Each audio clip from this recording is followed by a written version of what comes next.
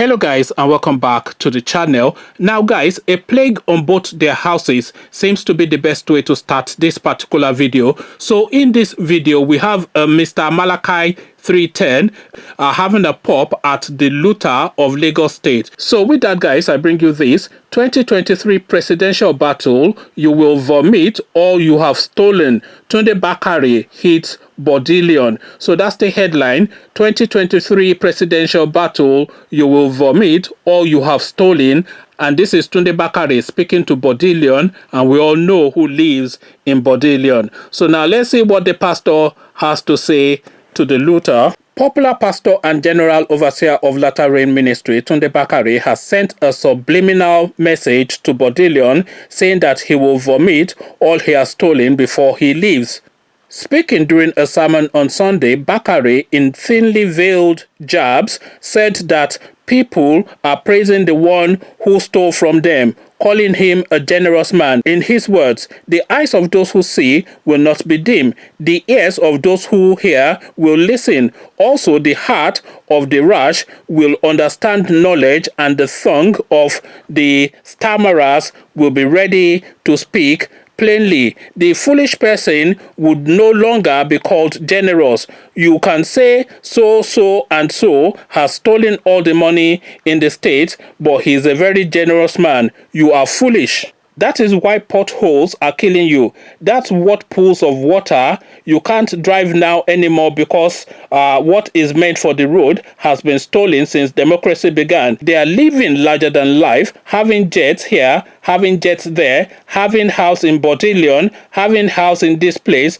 having house in that place, having house in every place at the expense of the public. You will not go without vomiting what you have stolen. Wait and see, because a king will reign in righteousness and princes will rule with justice. Unfortunately, Nigerian people, you celebrate your villains and crucify your hero. So now there's nothing that captures more all of the sentiments that I have been expressing pretty much all of my adult life about the Nigerian state. Stockholm Syndrome. This is exactly the thing that afflicts the Nigerian mindset the most. Stockholm Syndrome. So these people, you have them stealing from you, and then you in turn, by way of punishing them, you go and say Rankadede and you praise them. So all of that pothole that this guy rightly pointed to, the money to fix that pothole has been spent 1,001 times on fixing that pothole, but that pothole is still there. And then you don't then ask the question, why haven't now spent 1,000-fold of how much it is needed to make that road motorable? That road is still not motorable. You don't ask that question, no. Instead, you go cap in hand to go and praise the guy who took the money to fix the road, but the road was not fixed, but then you see that money reflecting in his own lifestyle. So this is the story of Nigeria all the way through, and especially the story of Lagos State.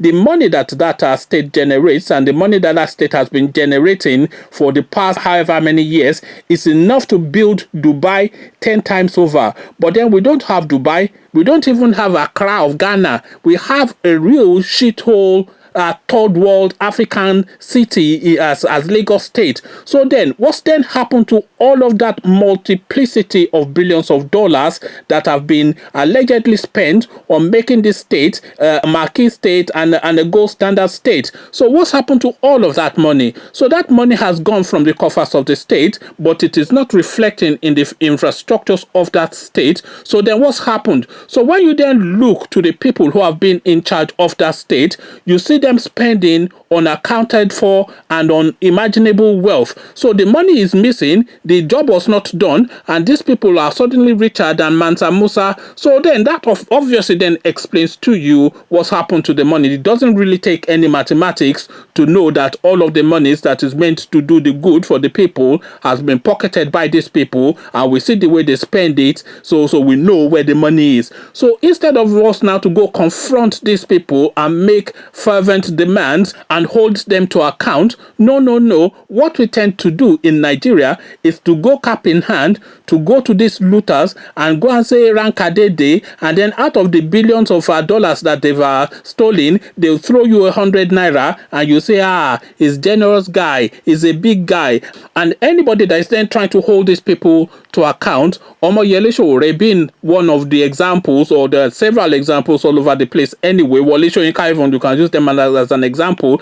Anybody that is then trying to hold these people to account, you go attack that person that is asking the person that is stealing from you to account for the money that is stealing, and why the state is and this country even is in such a perilous state. So this is the story of the Nigerian state, Stockholm Syndrome. Conversations in the comment section. The Malachi 310 merchant, a thief in himself, is now trying to capture and call to account the looter of Lagos State, which of course is the Bola Tinubu fella. So in Yoruba language, we say ole, nothing talk pa ole, or something like that. It takes a thief to catch a thief. So this is a classic example now of it takes a thief to catch a thief.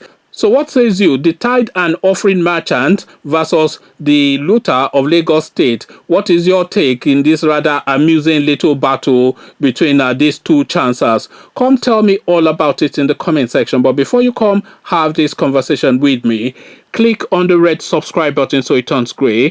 Click on the bell button as well. That notifies you every time I drop a new video. Then come tell me what you're making of this now battle between this Tunde Bakare character and the looter of Lagos State, Bola Tinubu. Come tell me what you're making of all that in the comment section. So I'll leave you here.